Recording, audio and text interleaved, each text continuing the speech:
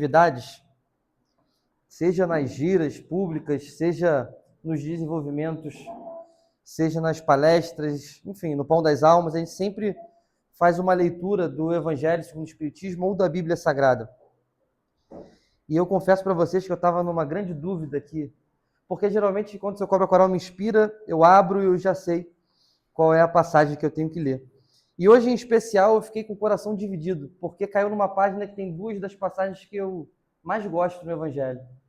De alguma forma, a gente vai sendo convidado a pensar nisso ao longo da vida, mas eu escolhi já, acredito que vai ser de grande valia, porque tem passagens que a gente vai pensando na nossa vida, e como eu estava falando com o Patrick mais cedo, que algumas ocorrências da nossa vida vão trazendo significado para a nossa vida. Então, algumas coisas que acontecem nas giras ou na nossa vida vão validando os nossos caminhos ou não, vão mostrando, ó, não é por aí, né? Então, tem aquela passagem quando os apóstolos perguntam quem é esse capaz de acalmar e controlar os mares e as tempestades. Essa é uma passagem que mexe muito comigo. Mas, em especial, a gente vai ler hoje uma passagem que ficou muito famosa por conta de uma música evangélica. Como Zaqueu, eu quero subir. Quem é Zaqueu? Essa passagem é muito interessante porque ela está no imaginário popular, por conta da música do, se não me engano, Regis Danese, não é isso? Só que muitas vezes a pessoa está cantando e não sabe quem é Zaqueu, qual é a história de Zaqueu. E Zaqueu está aqui narrado no livro de Lucas, Lucas 19, dizendo o seguinte: Zaqueu, o publicano. E tendo Jesus entrado em Jericó, ia passando. E eis que havia ali um varão chamado Zaqueu. E ele era o chefe dos publicanos, e era um homem rico. E procurava ver quem era Jesus, e não podia por causa da multidão, pois ele era de pequena estatura. E correndo adiante, subiu uma figueira brava para ver por que haviam de passar por ali. E olhando Jesus, chegou àquele lugar, e Jesus, olhando para cima, viu e disse-lhe: Zaqueu, desce depressa, porque hoje me convém pousar na tua casa. E apressando-se, desceu e recebeu-o com gosto. E vendo todos isso, murmuravam, dizendo que ele entrara para ser hóspede de um homem pecador. E levantando-se, Zaqueu disse ao Senhor: Senhor, eis que dou aos pobres metade dos meus bens. E se em alguma coisa tenho defraudado alguém, o restituo quadruplicado. E disse-lhe Jesus: Hoje veio a salvação a essa casa, pois também esse é filho de Abraão, porque o Filho do Homem veio buscar e salvar o que se havia perdido. Então, Zaqueu, ele estava ali, de alguma forma, sabia que Jesus ia passar em Jericó, e vendo aquela multidão, Lucas 19, nessa altura do Evangelho, Jesus já tinha uma obra pública consolidada, aquela multidão ia seguindo Jesus, apertando Jesus, esbarrando Jesus, muitos ali à procura de um milagre, à procura de uma bênção, muitas vezes física, muitas vezes querendo um favor espiritual, e isso é muito comum quando a gente pensa nas giras de Umbanda e pensa nas sessões de palestra. Em todos os terreiros, não é um privilégio ou uma característica nossa. Em todos os terreiros, qual é a gira que fica mais cheia? Alguém sabe? Gira de Exu e Pombagira. Quando a gente compara trabalhos espirituais, qual é a reunião? A de doutrina ou a de incorporação que fica mais cheia? A de incorporação. Porque, de alguma forma, nós somos como aqueles que viviam ainda no tempo de Jesus. A gente fica esbarrando na espiritualidade, querendo, de alguma forma, uma bênção, querendo que os guias resolvam os nossos problemas. Eu também quero isso. Também adoraria isso. Mas não é assim que funciona. E se a gente não ajusta a nossa bússola, a gente fica frustrado. Hoje mesmo, ontem, vou dar um exemplo, ontem eu tive uma discussão muito séria com Deus, né? Eu estava indo num lugar de noite e eu fui 40 minutos discutindo com Deus por que ele não resolvia alguns problemas que eu preciso que ele resolva. E sabe o que eu vi? Nada. Porque Deus fala e Deus fala quando cala. E de alguma forma, Zaqueu estava que nem eu ontem no carro, discutindo com Deus. Quando um homem, que é um publicano rico, toma a decisão de subir em cima de uma árvore, ele está querendo que alguma coisa aconteça. Ele está querendo ver o que pode acontecer. E ele sobe na árvore e fica ali em cima, paradinho. Jesus, com aquela multidão, fita direto nele, olha direto para ele e fala: Zaqueu, desce daí, porque hoje eu vou para a tua casa. E aí acontece algo muito interessante. Porque as pessoas começam a murmurar, falam assim: caramba, ele vai para casa de um homem de má fé, de má vida, um corrupto. Os publicanos muitas vezes eram associados a esquemas de corrupção. Quando a gente olha um pouco antes aqui, eu estou falando de Lucas 19, quando a gente vai para Lucas 18, tem uma passagem muito famosa, que para mim é uma das que mais me tocam, quando eu falei que estava dividido, era entre essa do Zaqueu e essa do publicano. O publicano, ele entra no templo e ele começa a rezar. Fala, Deus, eu faço isso, igual o Zaqueu fez aqui. É curioso, porque a passagem é a parábola do fariseu e do publicano. A passagem que a gente está falando hoje é Zaqueu, o publicano. Então, era algo característico dos publicanos. Querer cacarejar, querer o tempo todo mostrar que eles são muito bons. Então, nessa passagem que eu estava dividido, o publicano entra e fala assim no templo, Deus, eu jejuo tantas vezes, eu dou esmola, eu faço isso, eu faço aquilo. Ele está barganhando com Deus. Nem eu tentei fazer ontem. Barganhando com Deus. Tentando, de alguma forma, que Deus fosse o meu despachante. Resolvesse alguns probleminhas no Detran para mim, algumas coisas, enfim. E aí é curioso, porque enquanto o publicano está falando isso, do lado dele tem um fariseu. E olha que bonito. O publicano, porém, estando em pé, de longe, nem ainda queria levantar... O outro, né? O publicano, no caso. Entrando de pé de longe, nem queria levantar os olhos aos céus, mas batia no peito dizendo, ó Deus, tem misericórdia de mim, que sou pecador. Então, olha que interessante. Um sobe na árvore para tentar falar com Jesus e Jesus o escuta. O outro, agora tem essa figura de alguém buscando Deus, buscando Jesus. Na outra passagem, tem um fariseu gritando que ele é bom, e tem do lado dele um camarada quietinho. Tá ali, quietinho. Olha que interessante, falando, Deus, tem misericórdia de mim que sou pecador. E aí Jesus diz, eu devo dizer que aquele que se humilhou saiu dali justificado, e aquele que se exaltou não foi justificado. Então olha que interessante. Nessa passagem tem alguém gritando, pedindo os favores para Deus, e tem alguém que fala assim, Deus, eu não consigo, tem misericórdia de mim. Esse saiu justificado, esse conseguiu a bênção que ele queria. Na passagem seguinte, Zaqueu está vendo aquele murmurinho, ele sobe e fica ali quietinho. Talvez o evangelista não fala o que ele estava pensando, o que ele estava orando ali em silêncio, em secreto, em cima de uma figueira. O que ele estava ali em cima da figueira rezando, a ponto de Jesus, no meio daquela multidão, olhar e falar, Zaqueu, desce daí. Então daqui a gente já pode imaginar e pensar a importância, não do que a gente fala para fora, mas do que a gente vibra, do que a gente pensa. Qual é a qualidade do que a gente está pensando, do que a gente está orando? Será que a gente está orando para ser visto como fariseu? Ou será que a gente está como esse publicano, que não tem coragem nem de olhar para o altar, ou para esse outro publicano, que é Zaqueu, que fica ali quietinho, um homem conhecido quietinho. O que ele está pensando? O que ele está orando a ponto de ser justificado, a ponto de ser ouvido? Então essa é uma lição interessante para a gente pensar. O que eu estou tentando de contato com Deus? Será que eu estou pedindo que Deus resolva os meus problemas, ou será que eu estou pedindo, Deus, me dá força para eu resolver? Porque eu tenho certeza que se eu tivesse pedido ontem força para resolver, eu sentiria força. Eu sentiria esse ímpeto, um lampejo de ideia. Só que muitas vezes a gente não quer. A gente quer um milagre. A gente quer que façam pela gente. E aí um outro ponto para a gente poder encerrar, quando o Zaqueu desce, as pessoas começam a questionar, caramba, Jesus, esse profeta vai dormir na casa de um cara que é corrupto, de um camarada que tem uma vida ruim. Isso é muito comum quando a gente começa a tentar procurar a Deus de alguma forma. Muitas vezes na Umbanda, as pessoas que vêm procurar a Umbanda, vêm procurar muitas vezes por conta de um desespero. Porque de alguma forma a gente entra na encarnação católico, via de regra. Se pegar o IBGE, todo mundo entra na encarnação católico. Ou então, hoje em dia, evangélico. O número de umbandistas vem crescendo absurdamente, mas não de umbandistas de berço, mas pessoas que chegam no momento da vida e falam assim, cara, tem que procurar alguma coisa. E é interessante porque quando essa pessoa começa a procurar se reformar, começa a procurar melhorar a sintonia, como o Patrick vai falar, melhorar os pensamentos, as ações, aquelas pessoas que estão à volta, elas começam a te questionar, elas começam a te, de alguma forma, diminuir, elas começam, de alguma forma, a te humilhar. Eu já ouvi muito isso. Caramba, mas você que faz isso, está falando de Jesus? Caramba, mas você que faz A, B, C. Que Deus é esse? As pessoas começam a tentar te diminuir ou falar que o teu caminho que você está trilhando não é verdadeiro. Só que olha o que Jesus diz para Zaqueu e para todo mundo que estava ouvindo.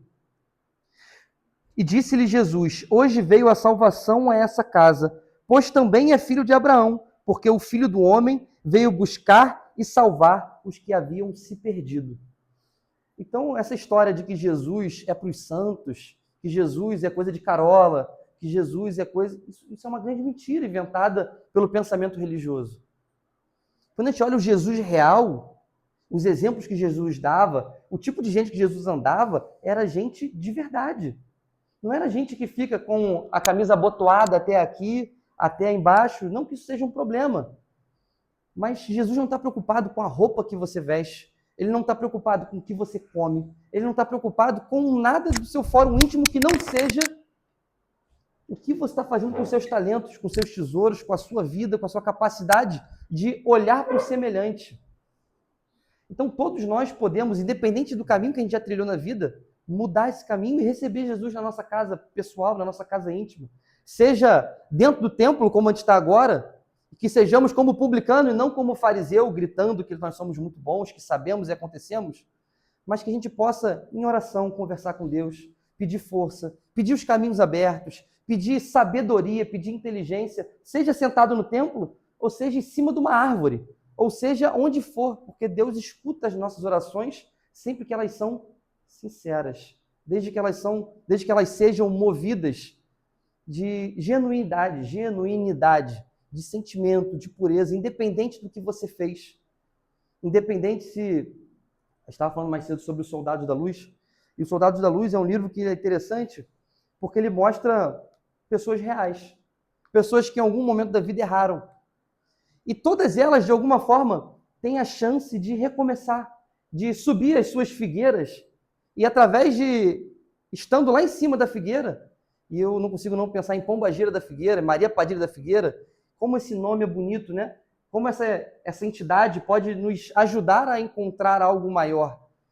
Então, que a gente possa, independente, como na história dos Soldados da Luz, se eu já fiz um aborto, 2 abortos, 10 abortos, se eu já usei droga 5 anos, 10 anos, 15 anos, se eu já matei, se eu já roubei, se eu já fui corrupto, se eu já traí meu pai, minha mãe, minha esposa, meu marido, independente de qualquer coisa que você tenha feito, você é um filho de Abraão, como Jesus disse para Zaqueu. E basta que você suba a tua figueira, que você faça o silêncio no teu templo, e Jesus vai te acolher, vai te ouvir, e você vai trilhar uma nova história, uma história de paz consigo mesmo. Que a gente possa, de alguma forma, ter dado essa mensagem, que a gente possa ser como Zaqueu, que a gente possa subir cada vez mais alto, e que a gente possa, como diz a canção, que ele entre na nossa casa, entre na nossa vida. Que assim seja.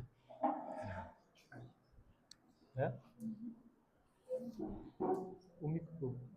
Oi? Oi? Ih, deve ter desligado lá.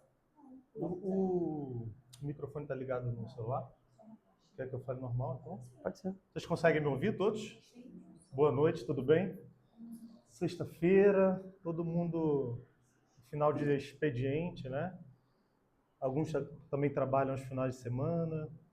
A gente vai falar hoje sobre pensamento em sintonia, dessa forma bem espontânea aqui, nesse formato que eu acho muito intimista, eu gosto muito de ouvir vocês, de ouvir principalmente a Ju e o Lucas falarem nesse início de conversa. Acho que você está muito bem, Lucas, inclusive, irmão. Sua oratória tá... Sou seu fã, tá? Sou seu fã. Seu também, tá, Ju? Mas principalmente dos trabalhos do trabalho que vocês estão realizando aqui, a Ju, o Lucas e todos os trabalhadores que aqui estão também. Para mim, vir aqui falar com vocês não é uma atividade natural, né? Não é uma atividade engessada. É uma atividade que eu me vejo num lugar repleto de afeto, provavelmente num vínculo que vem de outras tantas.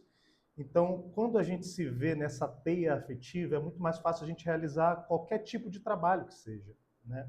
E eu fico muito mais leve, porque às vezes a gente chega em alguns eventos e a gente se sente um pouquinho, né, mais enrijecido, precisa seguir ali um script um pouquinho mais sério, e aqui eu gosto sempre de fazer. Tem, claro, que muitas coisas aqui, eu estava aqui de olhos fechados aqui, e eu senti a espiritualidade reclamando comigo que eu preciso preparar mais as minhas palestras, porque eu gosto de abrir espaço para a intuição durante a minha palestra, eu não gosto de fazer um estudo propriamente para vocês, porque não acho que é isso que vocês buscam aqui, um estudo, né? Mas uma reflexão séria que possa, de alguma forma, trazer conforto para os nossos corações. O Chico dizia que a casa espírita é principalmente um lugar onde as pessoas cuspiam e ele limpava. No sentido de que a casa espírita precisa ser esse ambiente que acolhe as dores do outro, percebe? Então, não estou aqui para dar uma aula para vocês e nem para ensinar qualquer coisa a vocês. Eu costumo falar isso lá no meu Instagram, no meu espírito. Mas se eu conseguir de alguma forma inspirar algum pensamento positivo a vocês, vai ter valido as nossas reflexões que nós vamos fazer aqui hoje. E se algum momento aqui também, Lucas, eu estava sentindo aqui um pouquinho a inspiração da espiritualidade, eu fechar os meus olhos aqui e surgir alguma coisa, vocês não estranhem, tá bem? Mas eu espero tocar as nossas reflexões aqui por conta própria, se eles não interferirem de novo. Eu estava me recordando agora de uma reflexão que o Haroldo Dutra, a gente estava falando também mais cedo sobre o Haroldo, Lucas, e eu lembrei agora de ele estava contando uma história que ele estava numa reunião mediúnica, e eles entraram na reunião mediúnica, e todos em silêncio, como vocês estão aqui agora, né? E a médium em transe, e a médium, quando ela começou a falar, o espírito começou a dizer o seguinte: não, peraí, preciso que vocês façam silêncio, porque da forma como a gente está aqui, a gente não vai poder começar a nossa reunião mediúnica. Assim, né? Ficou todo mundo um pouquinho... Tá todo mundo em silêncio aqui. Questionaram o espírito: olha, nós estamos aqui dentro do possível em silêncio, algum barulho que vem de fora. E o espírito disse: não, vocês estão em silêncio, mas o pensamento de vocês está uma barulheira tão grande que está atrapalhando a vibração necessária para essa reunião mediúnica. Então, a gente vai falar hoje um pouco sobre os nossos pensamentos, principalmente, o que é o próprio pensamento, tendo como base um dos livros, que eu acho um dos livros mais difíceis, não é um dos mais difíceis, mas é aquele livro da doutrina espírita que a gente precisa ler e reler durante a nossa vida, de forma pausada, ponderadamente, para que a gente possa compreender aquilo que o benfeitor Emmanuel quer passar para nós nesse livro, que é o pensamento e vida. Então, Emmanuel, nesse livro, ele vem trazer para nós uma outra concepção sobre aquilo que é o pensamento. Se a gente for perguntar aí fora o que é o pensamento para as pessoas vão dizer: o pensamento é aquilo que eu penso todos os dias. Mas o Emmanuel vai dizer para nós que o pensamento é algo mais abrangente. E para que a gente possa começar a fazer as reflexões, eu vou ler aqui o prefácio do livro Pensamento e Vida, só para que a gente tenha um escopo aqui inicial como ponto de partida. O Emmanuel vai dizer o seguinte: lembrando que o livro Pensamento e Vida foi uma cartilha que foi feita lá no plano espiritual, em nosso lar, por os espíritos que estavam prestes a encarnar. Então foi solicitado aos espíritos superiores de nosso lar que fosse feita uma cartilha de lembrete para quem estava vindo no processo de reencarnação. Então, antes de reencarnar, os espíritos pegavam o livro Pensamento e Vida, que foi trazido para nós pela mediunidade do Chico, ditado pelo benfeitor Emmanuel, e faziam a leitura. Então, é basicamente essa a ideia do livro Pensamento e Vida. Então, o Emmanuel vai dizer o seguinte: perguntou-nos, coração amigo, se não possuíamos algum livro no plano espiritual suscetível de ser adaptado às necessidades da Terra. Então, lá no plano espiritual havia algum livro que nós aqui pudéssemos ser beneficiados? Foi o Chico e a equipe de mediúnica do Chico que questionou o Emmanuel. Então, o Emmanuel vai dizer de algumas páginas que falassem ao espírito, dos problemas do espírito. Algo leve e rápido ali que condensasse os princípios superiores que nos orientam na Terra. É isso que ele vai falar sobre o livro Pensamento e Vida. Ele vai continuar dizendo: lembrando-nos, por isso, de singela cartilha falada de que dispomos em nossas tarefas. Então, o livro Pensamento e Vida é para eles uma cartilha que está disponível para eles nas tarefas rotineiras de nosso lar. Junto aos companheiros em trânsito para o berço, como eu já falei, utilizada em nossas escolas de regeneração entre a morte e o renascimento.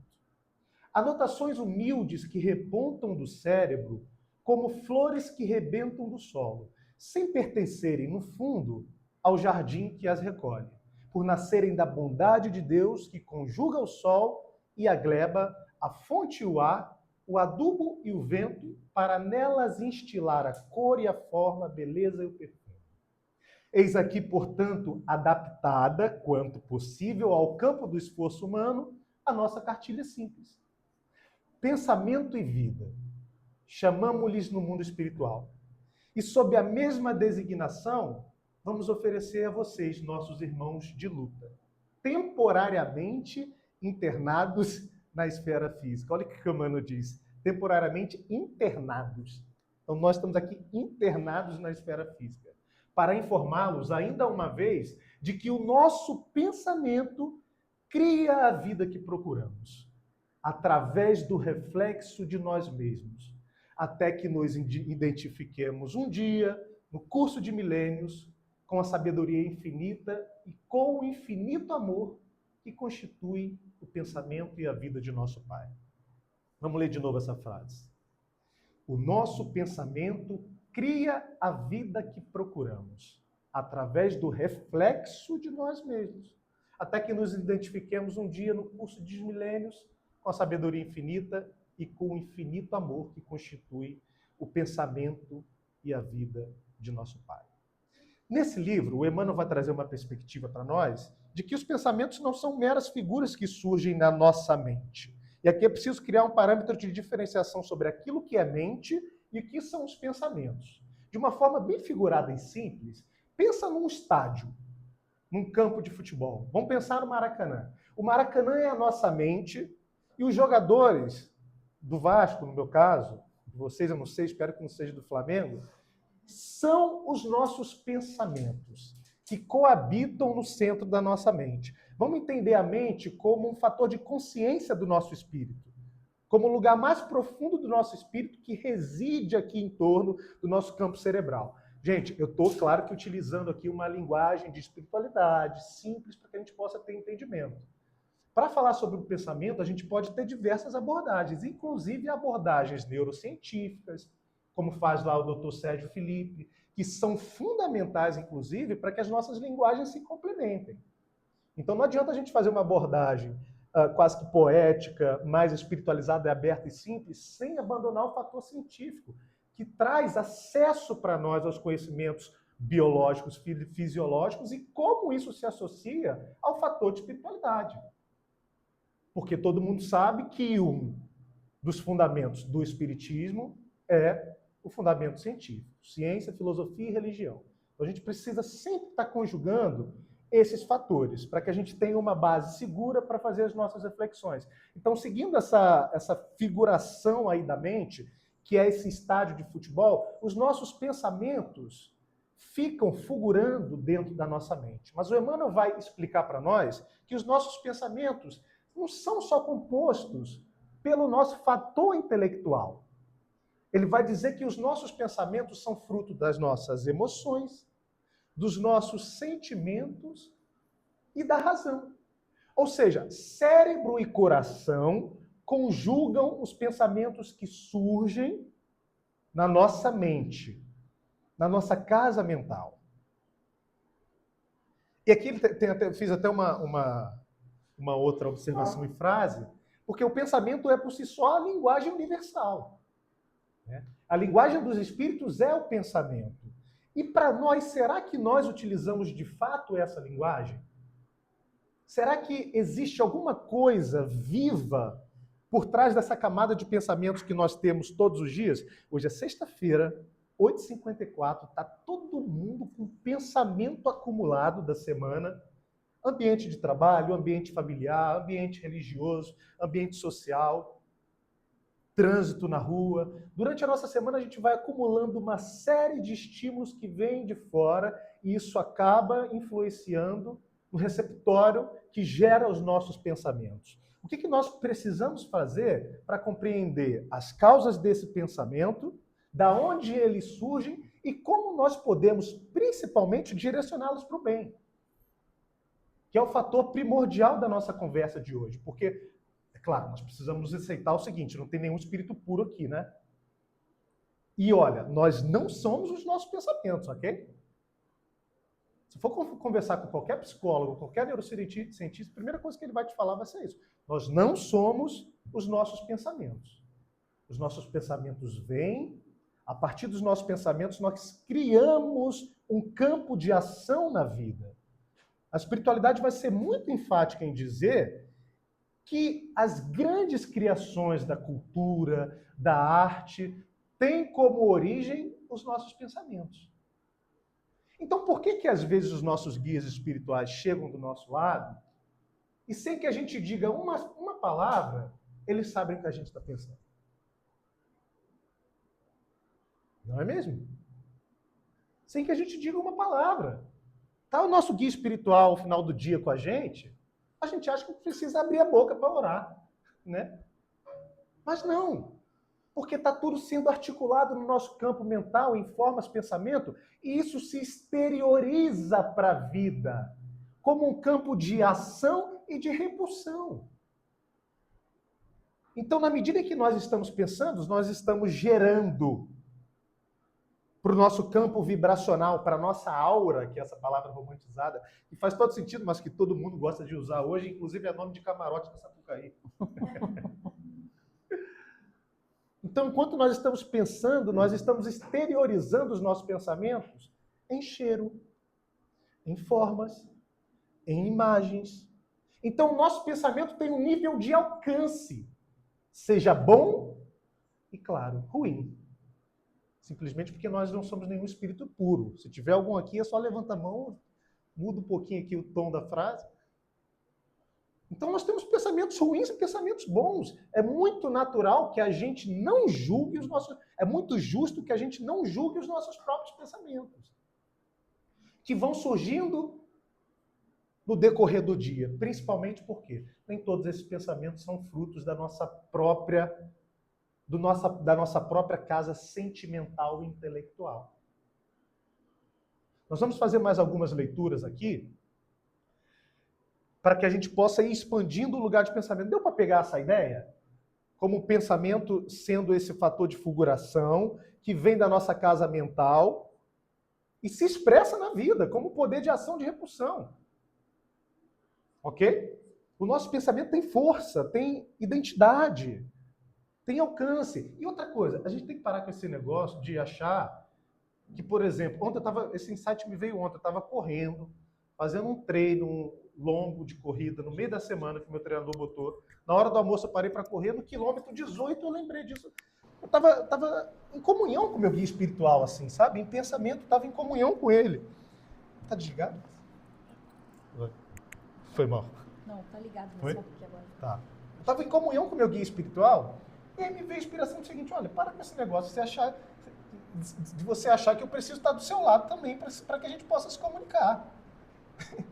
É que eu estava correndo ali, de vez em quando dava uma olhadinha para o lado, assim, olha que tolo, né? Como se ele fosse fazer uma meia maratona comigo no meio da semana. Meu guia tem muito mais o que fazer, né, gente? Pelo amor de Deus. Aí eu parei meu treino para gravar um vídeo, inclusive, sobre isso. Porque não precisa os espíritos estarem do nosso lado para que a gente se comunique. Nós temos essa linguagem inarticulada, simplesmente que foi construída ao longo de milênios por nós pelas linguagens do amor e do afeto. Lucas, quando você quer falar alguma coisa para a Juliana, vocês estão casados há muito tempo, né? Tem coisa que ela sabe já que você quer dizer só com o olhar, não sabe? Quando você está um pouquinho aperreado assim com a Ju e a Ju com você, precisa dizer alguma coisa? Quando o outro está mal, quando o outro está ansioso, quando está abatido, você já conhece. Então a mesma coisa os nossos guias espirituais conosco. Percebe?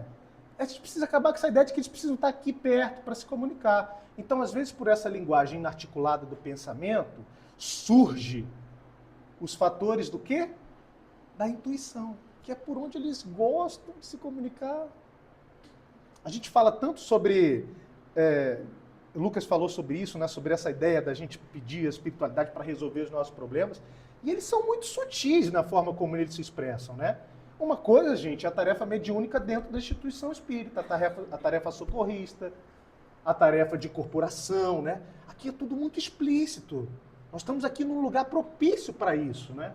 Agora, lá nas nossas vidas pessoais, claro, médios com mais ou menor nível de potencialidade mediúnica, isso, claro, vai variando, mas eles são muito sutis na forma como eles comunicam conosco. Então, eles não vão chegar para nós e soltar no nosso campo de pensamento, no nosso campo mental, a solução dos nossos problemas. Tem alguém aqui hoje que tem um enigma na vida? Assim, uma dúvida qualquer. Eu tenho umas 70 vezes 7 dúvidas do caminho. Né? E o que a gente faz? A gente coloca isso para a espiritualidade. Né? A gente coloca isso para os nossos guias porque nós simplesmente não temos condição de dar conta dos nossos dramas sozinhos. A gente precisa do afeto conjugal, precisa do afeto materno, paterno, precisa do psicólogo, às vezes do psiquiatra, e espiritualmente a gente precisa dos nossos guias. Porque como eles estão lá na vida real, eles têm uma visão mais ampla, em consciência dos nossos caminhos e principalmente dos compromissos que nós fizemos antes de reencarnar. Então, às vezes, nós precisamos colocar as coisas para esses guias e não esperar que eles resolvam as nossas problemáticas para nós. Mas esperar principalmente a inspiração deles. Eu gosto dessa palavra. A inspiração dos nossos guias espirituais. Que às vezes a gente de forma muito clara. Só eles soltam no nosso campo mental e vem como se eles estivessem falando aqui no nosso ouvido. Mas eles descerram o enigma das coisas. Eu lembro quando o Lucas estava falando que ele estava na correria de mudança de local, né, para poder alugar um novo espaço. Ele, depois de 2 semanas de luta para conseguir um novo local para o centro, aos 48 minutos do segundo tempo, quando ele já tinha desistido, ele caiu de uma cadeira e conseguiu resolver o problema. Isso nós estamos falando para um trabalho de caridade, para um trabalho que ajuda diversas pessoas. Então a gente precisa ter essa consciência para o nosso dia a dia, no momento em que a gente se coloca em comunicação com os nossos guias. Você orou, você pediu orientação, você pediu a inspiração, observa o que vai surgir, porque olha, as respostas vêm por fora. Isso é óbvio. No primeiro encontro que eu vim, eu falei sobre isso aqui. Agora, tem um lugar que eles gostam e é muito seguro de se expressar. É por dentro de nós. Porque aí, meu amigo, não importa o que o seu melhor amigo disser. Não importa a opinião alheia. Não importa o que seus seguidores do Instagram vão falar para você. É a espiritualidade sutil vindo por dentro, nas vias intuitivas. E aí não importa o que o outro diz. Eu sei o que eu preciso fazer. Eu sei o que eu preciso fazer. Eu sei que não dá mais para ficar nessa relação. Ou eu sei que eu preciso ir para um date com aquele cara ali, porque intuitivamente parece que tem alguma coisa aqui. Ou eu sei que eu preciso estudar para aquela prova. Ou olha, eu sei que talvez eu preciso mudar o enredo do meu caminho. Eu estou aqui no campo universitário, estou aqui no campo empresarial, privado, corporativo, mas talvez eu precise ir para o campo dos concursos, né? E aí eles vão intuir a gente a tomar essas decisões, gente. Intuir a gente a tomar essas decisões, trazendo acolhimento, trazendo esperança. Por isso que a intuição precisa ser desenvolvida dentro de nós sem misticismo, ok? As pessoas falam sobre intuição de uma forma muito, muito mística. Ah, eu tenho uma intuição, o espírito baixa aqui e me diz que eu tenho que fazer, eu vou e faço. Não é assim. Intuição é exercício para a vida inteira, que a gente aprimora de acordo com a limpeza, a regeneração que nós fazemos aonde? Na nossa casa mental, que revela a qualidade daquilo que o meu espírito vive, prega e propaga nessa vida. Então, a melhor forma de nós desenvolvermos a intuição é começarmos a pensar nos nossos hábitos, que se iniciam aonde, gente? Nossos hábitos bons e ruins se iniciam aonde? Na mente. Então, percebe como as coisas estão interligadas? Então, para eu ser uma pessoa melhor, vou precisar reformular o meu campo mental e os meus pensamentos. Não é que eu vou deixar de pensar coisa ruim, gente. Não é isso. Às vezes a gente vê cada atrocidade, cada injustiça na vida que baixa aquela encarnação de milênios atrás, quando eu era um leão ainda. Então brota aquele animal que quer rugir. No trânsito, às vezes. E esse trânsito do Rio aqui é uma loucura. Eu estava 3 anos fora na Europa. Isso aqui dá vontade de você mandar meia dúzia por dia e se lascar para lá. E às vezes eu mando, mas peço desculpa depois. Deus te abençoe, siga em paz. Sabe? É importante a gente não trazer também para nós uma exigência puritanista. Entende? Ah, não, vou limpar agora meus pensamentos, vou trabalhar bem, vou exercer a caridade, vou para dentro da casa de Umbanda São Miguel. E agora eu vou ficar perfeito. Vou ser um poço atrativo de anjos ao meu redor. Agora eu só vou trabalhar com anjos, porque agora eu sou um espírito puro, porque agora eu reformulo meus pensamentos. Gente, não é assim. Às vezes eu encontro as pessoas falando até sobre as músicas que escutam. As músicas têm poder no nosso campo mental e vibracional? Desculpa. Sim. Percebe? Agora, alguém aqui é anjo e reencarnou isento da cultura que nós estamos inseridos? Percebe? Um puritanismo, uma coisa ortodoxa que quer até julgar o que os outros escutam. É claro que cada um tem um nível de consciência própria. Cada um sabe onde o calo aperta. Eu, por exemplo, sou carioca, mas minha família toda é no Nordeste, eu sei que se eu passar mais de 2 horas por dia ouvindo forró, eu vou ter que dançar um forró no final de semana. Porque aquilo me consome de uma forma, percebe? Então a gente precisa fazer essa observação. Como que a música atinge o nosso campo mental e como que aquilo se instala dentro de nós. Porque olha que coisa desproporcional. Como é que eu vou julgar um irmão que nasce na favela, numa cultura muito interessante, inclusive, muito bonita, passa a vida inteira sendo educada na cultura do funk? Como é que você vai falar que ele é um espírito inferior porque ele escuta... Ah, pelo amor de Deus, entende? Então, um nível de puritanismo que não nos compete. Cada um sabe onde seu calo aperta. Então, a música tem acesso aos nossos corações, ao nosso campo mental? Tem. A partir daí, a gente faz as nossas observações. Cria o nosso lugar de proteção para entender como aquilo nos afeta. Percebe? Então, as coisas estão interligadas para que a gente perceba que os acontecimentos na nossa vida têm a sua causa, principalmente na nossa mente, nos nossos pensamentos, que moldam as nossas ações, que moldam as nossas tomadas de atitude.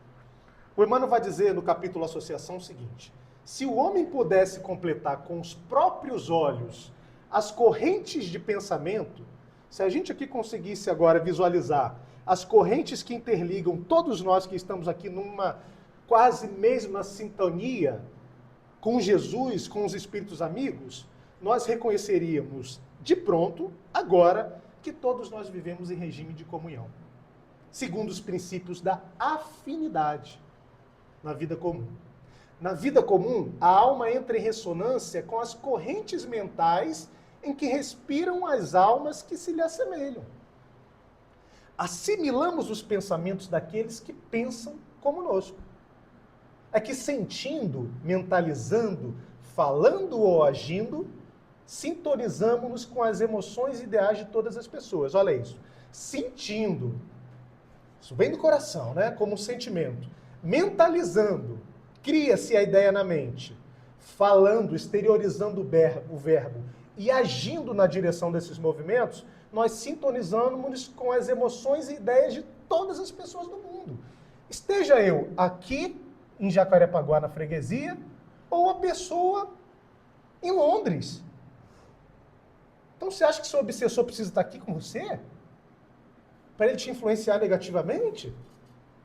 Você acha que às vezes, durante a semana, quando você sente aquela influência negativa, significa que ele está ali?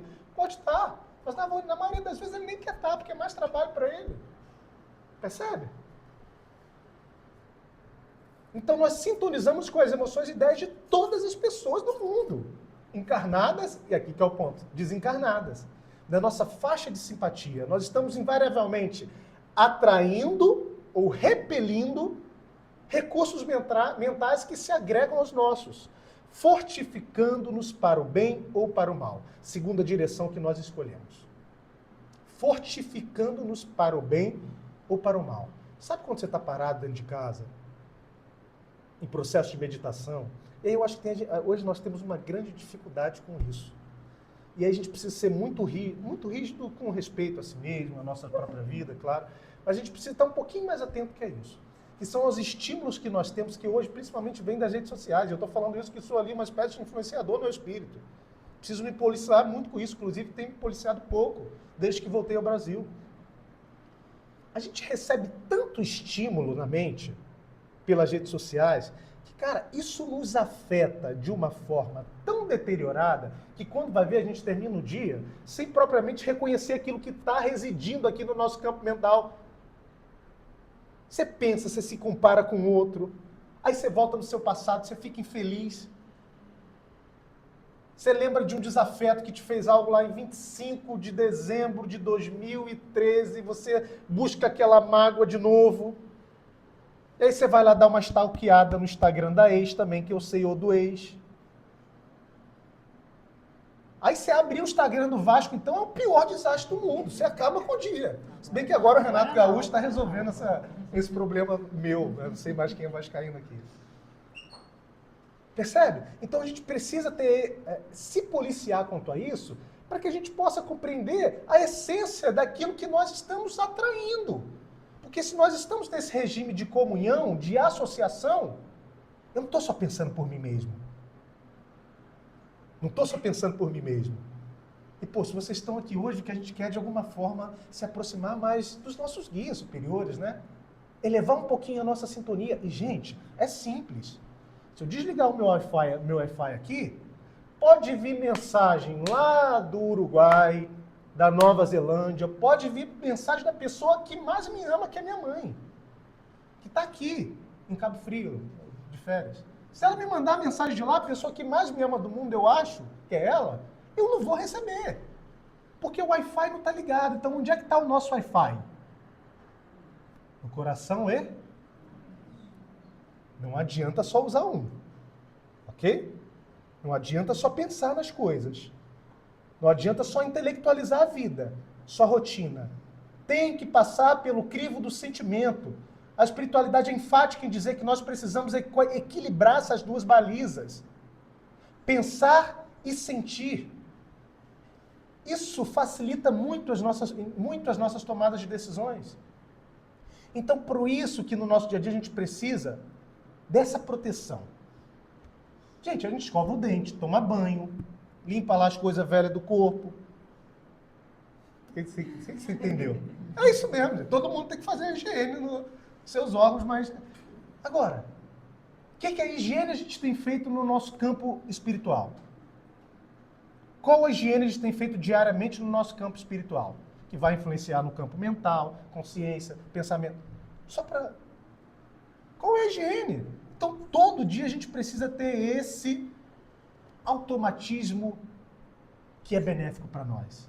É claro que ninguém vai parar para orar como um movimento automático. Apesar de que, às vezes, você precisa se colocar na oração como um movimento automático. E aí você percebe que durante a oração aquilo flui. E aí você está se sentindo tão mal para orar. Ah, mestre, hoje eu não quero orar não. Não estou conseguindo falar nada, estou chateado com o senhor, meu guia espiritual, estou chateado. Aí o que eu costumo fazer? Eu fecho os olhos. Aí eu não estou a fim de falar nada, eu começo a mentalizar as coisas. E aí começa um diálogo tão bonito, quando eu vejo eu estou chorando. A gente tem que desarmar também os nossos mecanismos endurecidos, percebe? Então é a oração, é a meditação, é o silêncio, pontualmente em determinados momentos do dia. Quando você encontra aquele chefe chato que te chama para reunião, meu irmão, vai no banheiro ali, fica 2 minutinhos no banheiro. Às vezes não vai vir nada, não vai vir nenhuma intuição espiritual ali. Mas aquilo te livra das reações que a sugestão do mal pode te trazer. E às vezes você vai estar, por exemplo, como eu, correndo, vai vir uma intuição. Olha, quem aqui não corre, quem aqui não faz uma prática de atividade física, faça. Que o esporte é uma das coisas que os espíritos mais gostam. Porque é um momento que a gente fica ali completamente imerso em nós mesmos, completamente introspectivos, percebe? E é raro a gente ter esse momento no nosso dia a dia. Então você vai fazer um yoga, você vai malhar, você vai correr. Às vezes eu estou ouvindo um forrozão de vaquejada no meu fone, mas vem a inspiração. Vem, porque não é no ouvido, é na consciência. Aí eu vou diminuir um pouquinho e... Opa, calma aí, estão querendo falar alguma coisa aqui. Percebe? Às vezes, um momento eu estava lá em Portugal, testemunho, como diz os nossos irmãos evangélicos. Eu vim para o Brasil em fevereiro de 2025, eu encontrei o Fernando Ben, que é o nosso amigo, médium, maravilhoso. Encontrei um outro amigo lá em São Paulo, que é o Yuri Levi, que é outro médium maravilhoso, e nós ficamos ali numa atmosfera maravilhosa na casa do Yuri, de muita proteção, a presença dos espíritos conosco. E eu estava passando por um momento muito difícil na minha vida, né? E ao final dessa reunião, a gente conversando pelas vias do verbo, mas principalmente sustentados pelo amor que havia entre nós, o Fernando olhou para mim e me disse assim: Patrick, a Fátima, guia espiritual dele, a Fátima está dizendo aqui que você vai receber uma surpresa, cara. Eles estão pedindo para passar isso. Tá bom, Fernando, a Fátima é como se fosse uma benfeitora para mim também, né? E eu agradeci o Fernando, então tenha calma, espera, vai vir uma surpresa. Ok. Voltei para Portugal, que eu estava lá em São Paulo, voltei para Portugal. Depois de alguns meses, isso em fevereiro, depois de alguns meses, que provavelmente foi ali em junho ou julho, eu estava correndo lá em Portugal, no frio da porra, já estava no verão, mas lá é frio praticamente o ano inteiro. E num determinado momento da corrida veio uma palavra, sopraram no meu ouvido o seguinte: Sicudane. Falei, Que diabo de palavra é essa? Sikudani? Nunca ouvi isso na vida. Sikudani. Só que aqui que está o ponto. Gente, a percepção de tempo da espiritualidade é mais ampla que a nossa. Então, às vezes, a intuição deles está vindo para nós, no campo do pensamento, para algo que eles querem que vocês desenvolvam para daqui a 5 anos. Às vezes é para uma semana, mas às vezes é para 5 anos, para 2 anos, para 3 anos. Então, qual que é a minha sugestão para vocês? Quando vier, não menospreza o que vem. Guarda. Sabe, às vezes vem uma frase, uma palavra como a Sikudani, vem a imagem de um amigo, ou vem um desejo muito árduo de você visitar determinada pessoa. Às vezes vem uma ideia de um projeto que parece tão grandioso que, cara, olha, eu só consigo fazer isso em muito tempo. Mas você vai perder essa ideia?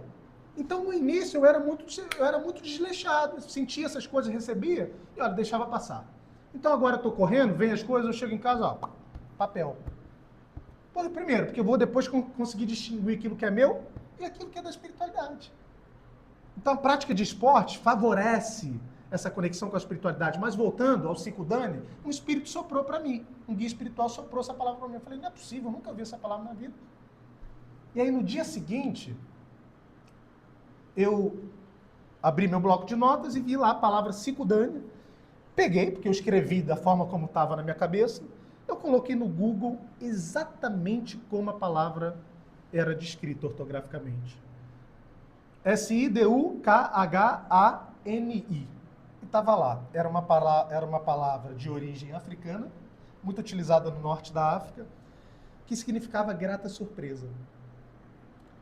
3 meses depois, o Espírito resolveu soprar no meu ouvido uma continuação do que o Fernando havia me falado. E eu só julgo, o que eu julgo ter sido a surpresa da espiritualidade, só aconteceu em novembro de 2025.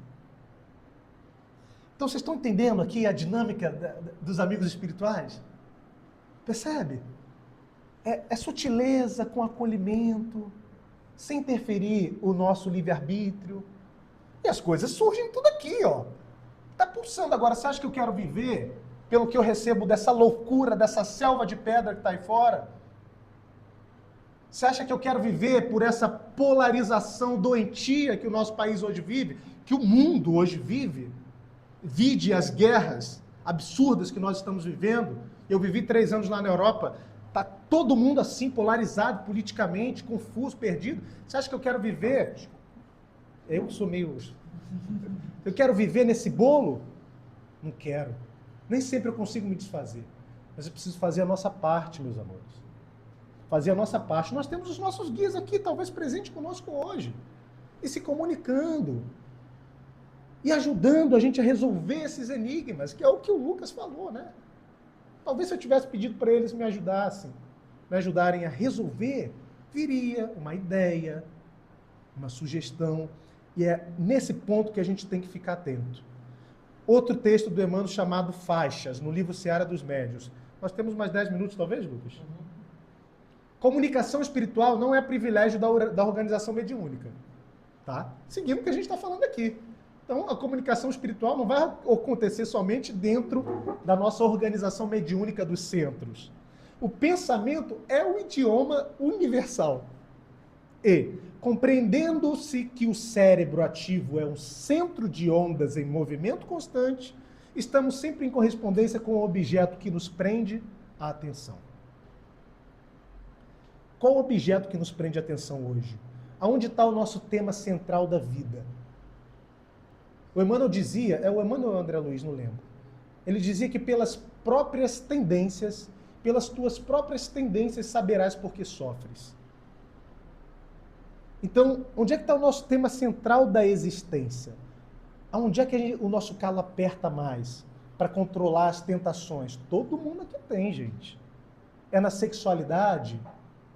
É no poder? É no financeiro? É no rancor? Onde é que está? É na alimentação? Nós estamos em constante correspondência. Por quê? Porque nós projetamos nesses ambientes, que podem ser ambientes geográficos ou ambientes pessoais, personificados em pessoas, a nossa energia. os nossos pensamentos. E nesse exato momento a gente cria um parâmetro de vinculação com essas coisas. Então, onde é que está o nosso objeto de correspondência que deteriora a nossa sintonia com o alto? A gente sabe. Não adianta se enganar. A gente sabe. A gente já está trabalhando em cima disso, porque talvez seja inocência nossa achar que nós vamos resolver essas questões de uma encarnação para outra, né? Tem essa autossabotagem também do espírita. Pronto, agora eu sou espírita, eu conheço mais ou menos as leis que nos regem no universo, me conheço um pouquinho mais, percebo aqui algumas coisas que, cara, eu só posso trazer das minhas existências passadas, vou resolver tudo agora nessa existência. A mente entra em colapso. Não dá. Por quê? Porque nessa existência vem para resolver determinado ponto, trabalhar em cima de determinado fator. Ah, é no relacionamento? Acho que talvez aqui eu tenha uma questão mais específica nas relações, nessa existência. Então a gente vem, se esforça nessa direção. Na outra, numa próxima, a gente vem no campo do poder, que a gente já falhou tanto. Numa outra, a gente vem no campo da beleza física. Então a gente vai trabalhando, para trabalhar vai dar. E percebe? As nossas encarnações acontecem em comunhão umas com as outras. Então nós não vamos resolver tudo do dia para a noite. Mas é importante que a gente olhe, pelo menos, de um dia para a noite, de uma encarnação para outra. Mas é importante que a gente olhe, pelo menos, aonde é que estão esses calos. Esteja fazendo algumas coisinhas na direção deles. E para isso é importantíssimo que a gente não só utilize os recursos espirituais, que são completamente proveitosos. Mas olha, eu não me vejo mais hoje sem psicologia não, gente. Se eu não tiver minha terapiazinha ali toda semana, Deus me livre. Estou 3 anos solteiro encalhado. Mentira, não é 3 não, é 1,5. Se tiver aí no meu planejamento encontrar mais uma, eu vou trazer ela para terapia também. Tem que ter, a gente não dá conta desses dramas, percebe? Porque aí com esses recursos a gente vai criando mecanismos de ação, de proteção, que surgem invariavelmente aonde? No nosso campo mental e nos nossos pensamentos. Tudo está interligado, gente. Por isso que é trabalho pra caramba, né? Às vezes eu estou falando aqui, meu Deus, para resolver tudo, ainda tem que fazer comida em casa, ainda tem que malhar, correr, se relacionar com as pessoas que a gente ama. É muita coisa, né? Por isso que não adianta desespero. Mas se vocês estão aqui hoje é porque vocês já despertaram para essa necessidade. E a espiritualidade valoriza isso. Importante entender isso também, né? Às vezes a gente tem essa ideia de que os nossos guias espirituais estão exigindo as coisas de nós. Exigindo, nos punindo e castigando. E não é assim que funciona. É claro que eles não vão ficar contentes com as nossas quedas, né? Como? Uma pessoa que ama vai se alegrar com a queda do outro. Não. Mas eles estão aqui disponíveis, sabe? Dispostos a nos inspirar. Mas esse texto. Todo espírito, na condição evolutiva em que nos encontramos, é governado essencialmente por 3 fatores específicos. Ou mais propriamente, a experiência, o estímulo e a inspiração. O estímulo é a circunstância que nos impele a pensar. Os estímulos que nós recebemos todos os dias, que eu acabei de falar, seja no celular, seja no ambiente de trabalho, no ambiente familiar, na rua, no trânsito. Então, a experiência é esse conjunto, a experiência é o conjunto dos nossos próprios pensamentos, o estímulo é essas circunstâncias ao redor de nós que nos induz a pensar. E a inspiração é a equipe dos pensamentos alheios que aceitamos ou procuramos. Percebe aqui os 3 fatores que ele está colocando? Isso é importante. A experiência por si só é o conjunto dos nossos pensamentos, que já estão aqui interiorizados dentro da nossa mente. O estímulo são as circunstâncias que chegam até nós que nos fazem pensar sobre eles. E a inspiração é aquilo que a gente recebe de fora. É a equipe dos pensamentos alheios, que nós recebemos de fora daqueles que estão ao nosso redor. Tanto quanto te vês compelido diariamente a entrar na faixa das necessidades do corpo físico, pensando, por exemplo, na alimentação e na higiene, que foi o que eu acabei de falar agora há pouco, és convidado incessantemente a entrar na faixa das requisições espirituais que te cercam. Então você está recebendo convite sem você nem ver. Não acha que nós estamos falando aqui só sobre o regime de associação por aqueles que nós recebemos verbalmente.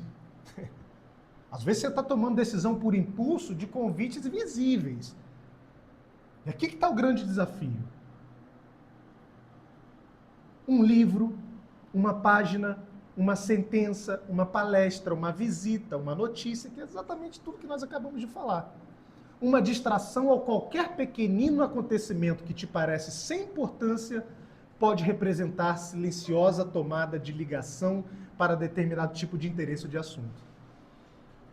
Geralmente, toda criatura que ainda não traçou caminho de sublimação moral a si mesma assemelha-se ao viajante entregue no mar ao sabor das ondas. Qualquer criatura que, pelo menos como nós, já decidiu se desenvolver moralmente e espiritualmente, qualquer criatura que ainda não iniciou esse movimento, vive aí fora à mercê das marés, dos movimentos da maré. A moda Bangu, como dizem aqui no Rio. Se te chamam para cá, você vai. Se te convidam para ali, você vai. Então você não criou um caminho de elevação para si próprio, porque você ainda não se conhece. Então como é que você quer saber para onde você vai? Entende? Você não olha para si. Você não sabe nem o que você gosta mais. Você está naquele lugar da vida que tanto faz.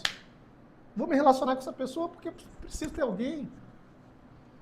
Vou comer tal coisa porque não, tanto faz minha alimentação. Então você fica à mercê das circunstâncias. Porque você já não mais se identifica como um filho de Deus. Porque você não mais se sente amado por Deus. E se você não se sente incondicionalmente amado por Deus, você parte para qualquer lugar da vida em desvantagem. Qualquer lugar, seja geográfico ou seja sentimental, no coração do outro. Porque se você não se sente amado por Deus, vai sempre ficar um vácuo. Um vazio.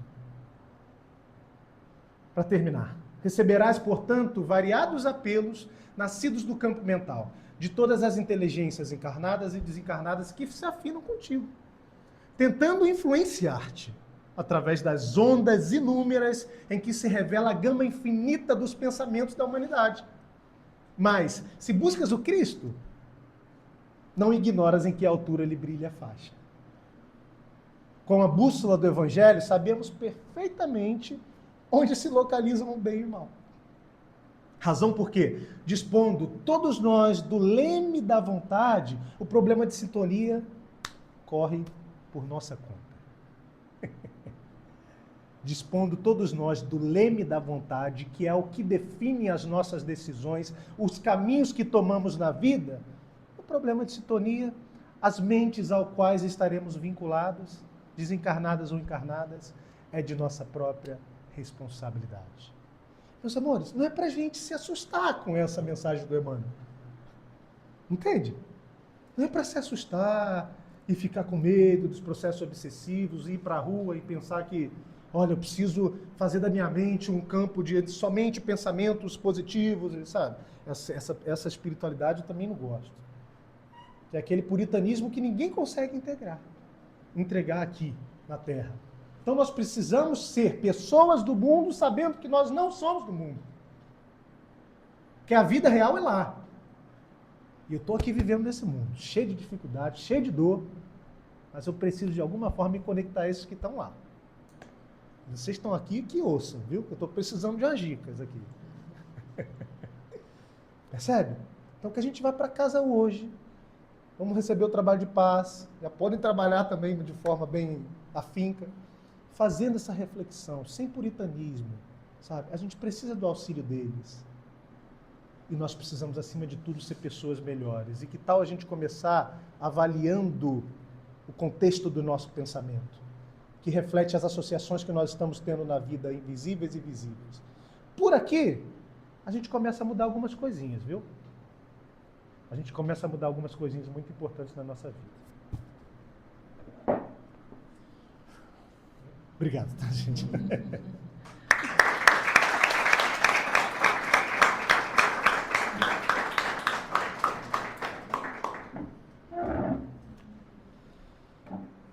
Essa é uma palestra que eu sempre falo isso, né?